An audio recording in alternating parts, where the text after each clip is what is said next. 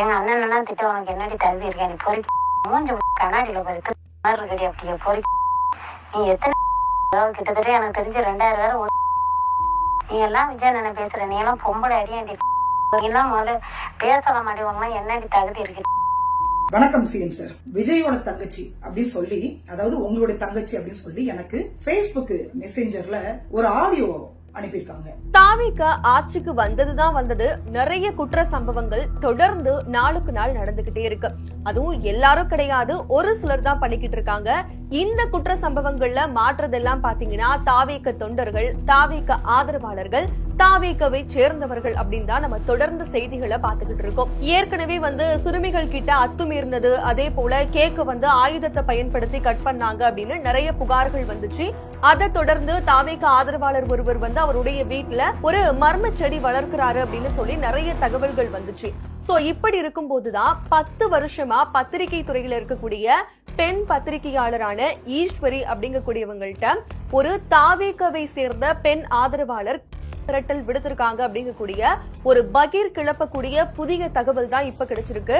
இத அந்த பெண் பத்திரிகையாளர் ஈஸ்வரி அவங்களே ப்ரூஃபோட ஆதாரத்தோட வெளியிட்டு இருக்காங்க. அதாவது தாவேகவை சேர்ந்த ஒரு பெண் ஆதரவாளர் முதலமைச்சர் விஜயுடைய தங்கச்சி, நான் அவங்களோட தீவிர ரசிகை, நான் தாவேக கட்சியை சேர்ந்தவங்க அப்படின்னு சொல்லிட்டு அவங்க விடுத்திருக்காங்க.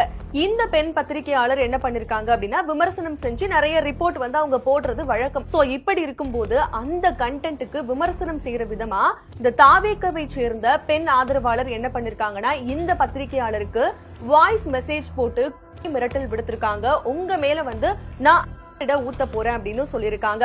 அதே மாதிரி முன்னாள் முதல்வர், முன்னாள் துணை முதல்வர் இவங்க எல்லாரையும் இந்த பெண் பத்திரிகையாளரோட சேர்த்து தவறுதலா பேசியிருக்காங்க. வாயை திறந்தாலே அவ்வளோ ஆபாச வார்த்தைகளை பயன்படுத்தி இருக்காங்க. சோ இந்த மாதிரி தான் இப்ப இருக்கக்கூடிய ஆட்சி இருக்கு அப்படின்னு சொல்லிட்டு அந்த பெண் பத்திரிகையாளரை ப்ரூஃப் பண்ணிருக்காங்க. உன் குடும்பத்தை பாருடி, அடுத்த குழப்பம் உனக்கு வேண்டிய நீனே ஒழுங்கு இல்ல, நீனே உன்னை ஊர்ல உன்னை நாய் நீ எதுக்கு விஜயனை பத்தி பேசுறதுக்கு உனக்கு என்ன தகுதி இருக்கு?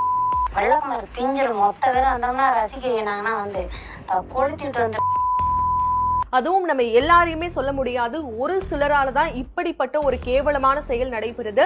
முக்கியமா இந்த பெண் பத்திரிகையாளர் என்ன பண்ணிருக்காங்க அப்படின்னா அந்த வாய்ஸ் மெசேஜையுமே அவங்க ரிலீஸ் பண்ணி என்ன சொல்லிருக்காங்க அப்படின்னா ஏற்கனவே ஒரு அறிவியல் ஆலோசகர் தப்பா பேசினாங்க அப்படின்னு சொல்லி அவங்க மீது நீங்க வழக்கு போட்டிருக்கீங்க. ஆனா உங்களோட தாவேக ஆதரவாளரே இந்த மாதிரி பேசுறாங்க, எனக்கு விடுக்கிறாங்க, சேஃப்டி இல்ல அப்படின்றது மாதிரி தான் இதை ரிலீஸ் பண்ணிருக்காங்க. கண்டிப்பா இந்திய அரசியலமைப்பு சட்டத்தின்படி நான்